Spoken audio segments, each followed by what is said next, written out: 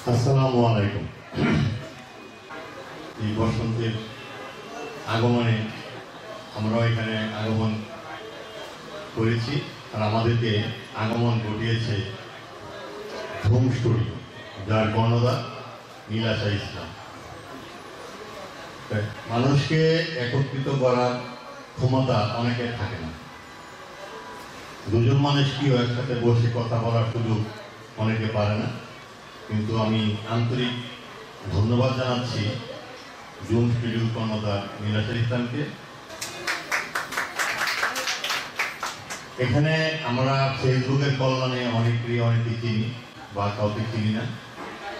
একটা মিলন মেলায় আসলে অজানাকে জানা যায়, অজানাকে জানা যায়, সম্পর্ক গড়ে ওঠে।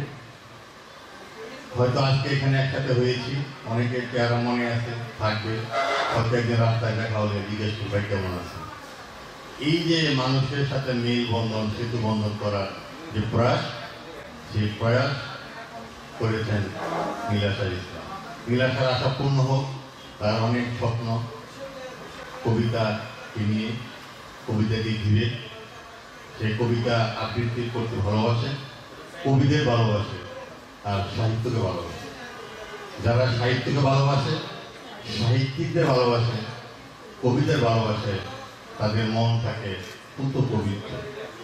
আর কবিদের নিয়ে তার যে মিলন মেলা, আজকে আমার মনে হয় কিছুটা সার্থক হয়েছে। তার জুম স্টুডিও নিয়ে অনেক স্বপ্ন, অনেক আশা। নীলাশা সেই আশা পূরণ হোক।